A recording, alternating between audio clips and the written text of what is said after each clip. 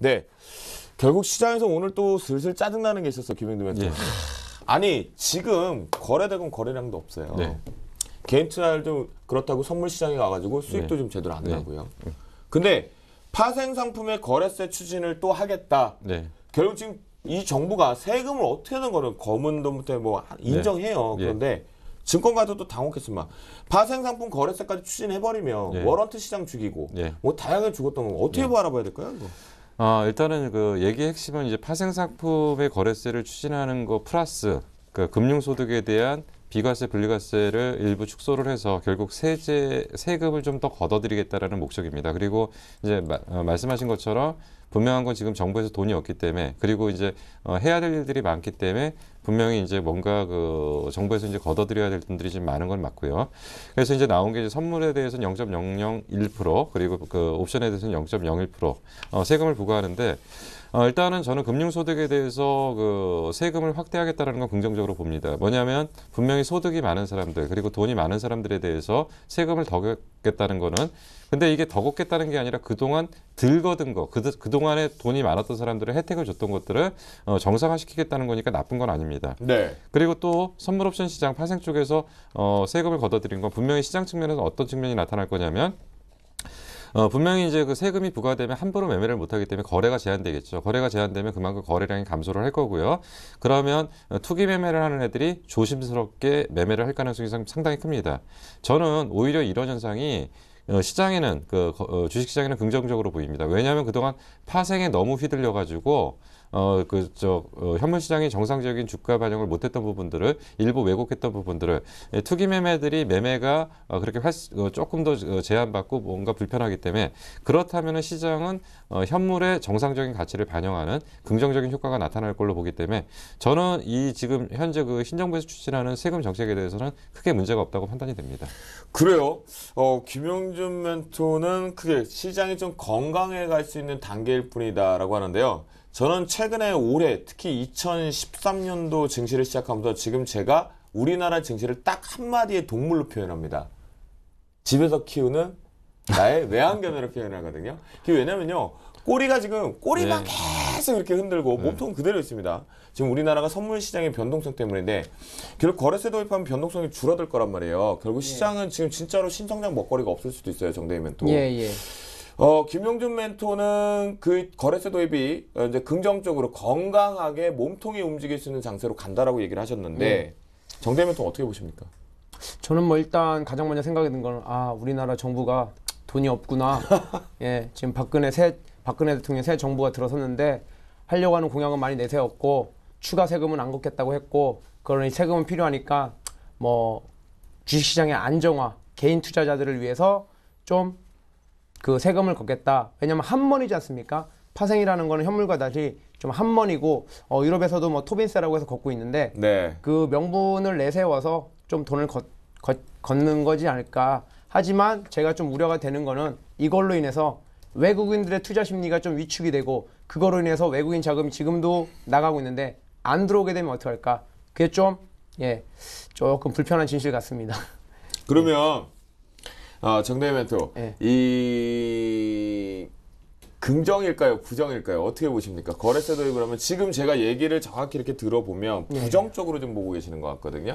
부정적인 면도 있는데요. 제가 보기에는 좀 긍정적인 면보다는 부정적인 면이 좀 치우칩니다. 한마디로 명분이 딱 걸렸다라고 생각을 하고 저번에도 말씀을 뭐 약간 비슷한 얘기지만 통신 쪽에서도 그 과징금을 부과를 했었거든요. 그러니까 국가가 지금 돈이 필요하니까 니들 보조금 위반했다고 해서 끽해야 거는 게 3사 통신사에서 거둔 게 50억 정도 했거든요. 그리고 나서 주가가 다시 올라가는 모습도 나왔고 지금도 똑같습니다. 국가가 지금 돈이 필요하고 자금이 필요하기 때문에 명분을 내세워서 걷는 거다. 그럼 일시적으로 지금 장도 불안하고 외국인들이 매도를 치고 있는데 여기까지 꼭 이렇게 해야 되는지 굳이. 그래서 좀 부정적인 입장으로 생각을 하고 있습니다. 그래서 이 두 분이 지금 우리 증시 뒷담화 부분에 대해서 제가 좀 궁금한 게 저는 개인적으로 궁금해요. 왜냐면 증권가에서는 당혹해했단 말이에요. 그죠? 김용준 멘토. 당혹하면 분명히 당혹한 이유가 있을 거란 말이죠. 왜 당혹을 했을까요?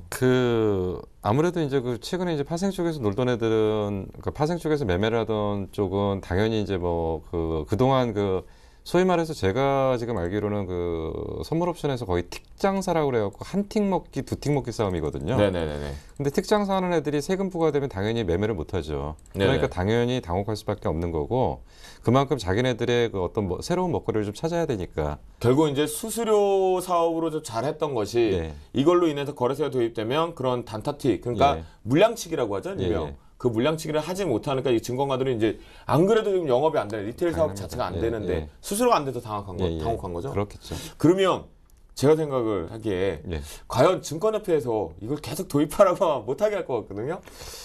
정말 될까요, 이게? 근데 정부에서 지금 워낙 돈이 없기 때문에요. 그 돈을 만들어낼 수 있는 것들은 지금 최대한 열 겁니다. 그리고 어차피 이제 그 신정부가 그 조금 더 이제 활동적으로 움직이려고 하면 자금을 많이 만들어야 되는데 그러면 결국은 이제 그 담배세 뭐 담배 가격 인상이니 뭐 기타 등등 여러 가지 지금 안들이 많이 나오고 있잖아요. 지금 네.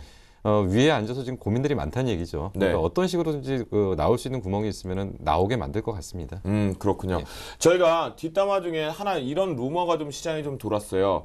오늘 LED 관련주들이 되게 상승세가 되게 강하게 두드러졌거든요. 근데 이게 사전에 무슨 정보가 유출됐다는 얘기까지 좀 있어요. 저희가 대놓고 어느에서 어떻게까지 됐다라고는 할 수는 없는데 과연 이 루머 때문에 이렇게 강하게 반등 나간 것이 과연 정말 실체가 있는 것인지 아니면 이 루머가 오히려 확인되면 사실의 확인이 오픈이 되면서 오히려 차익 매물 압박 보면서 또 개인 투자자가 추격 따라가다가 손해를 보는 것은 아닌지. 정대희 멘토. 오늘 LED 관련 쪽에서는 좀 루머들이 다양하게 돌았어요. 수준 소식도 있다. 이제 드디어 개화의 시작 단계다라는 얘기하면서 강한 상세 가져왔거든요. 그런데 이 진위가 아직까지는 루머는 루머일 뿐이에요. 그러면 루머가 사실로 밝혀질 경우에 차익 매물 압박이 좀 클 수 있을까요? 글쎄요, 뭐 지금 저는 제가 죄송한데 네. 그 LED 관련 루머를 제가 오늘 처음 접했거든요. 아, 지금, 그러셨어요? 지금 멘토님은 제가 그래요? 좀 처음 접했는데 네. 뭐 지금 LED 그 루머랑은 상관없이 저는 LED 쪽을 좀 좋게 보고 있습니다. 업종 앞으로도 자체를. 업종 자체를 좋게 보고 있고 앞으로도 미국이나 선진국들이 LED 업종들 그 조명 기구들을 에너지 효율화라든가 친환경에서 계속 늘려가고 있다는 거죠. 그건 어쩔 수가 없는 거고 점점점 에너지 효율화 그리고 친환경 이 두 가지라는 모멘텀을 놓고 봤을 때는 별도 그런 루머에 신경 쓰지 마시고 같이 투자하시면 될 것 같습니다. 그래요? 김영주 멘토 이게 루머도 좀 많고 네. 사실 여부도 있고 근데 거기다 막 편승하는 종목군들까지 지금 생기고 있단 말이에요. 어떻게 봐야 될까요? 오늘 좀 너무 좀 과열은 좀 있었어요. 그러니까 LED는 그 쪼개서 보셔야 돼요. 네. 이제 LED는 쪼개서 보셔야 되는 게 이제 아까 말씀드린 것처럼 LED 칩 쪽이 있고요. 네. 뭐 모듈 쪽이 있고 뭐 그런데 이제 최종적으로 조명 기구를 만드는 쪽을 투자를 할 거냐 아니면 아까 말씀드린 것처럼 소재 쪽으로 투자를 할 거냐 네네. 모듈 쪽으로 투자를 할 거냐 그 방향을 좀 보셔야 되고요. 그리고 이제 그 이쪽이 시장이 개화가 되면은 가장 먼저 이익이 많이 나는 쪽이 어느 쪽이냐 이거를 좀 철저히 분석을 하셔야 됩니다. 근데 지금 이제 앞부분에서 이미 시장에서 LED 관련주들이 보여줬던 게 뭐냐면 조립 쪽에서 조명 납품하는 쪽이 제일 이익이 많이 나는 것처럼 보여주고 실제로 주가가 그렇게 반응을 했죠. 근데 사실 내용을 따져보면 그렇진 않거든요. 그렇다면은 결국은 이제 만약에 LED 쪽을 투자를 한다면 중장기적으로 볼 때는 소재 쪽에서 그러니까 태양광에서 OCI가 소재 쪽으로 바닥에서 그 엄청난 수익을 나타냈듯이 결국 그런 쪽의 어떤 소재 쪽의 그 종목으로 좀 보셔야 되지 않을까 좀 판단이 됩니다. 네, 알겠습니다. 이제 저희가 벌써 본격적으로 이제 정신없이 증시 뒷담화 시간까지 여기서 마무리를 좀 지어보도록 하겠는데요.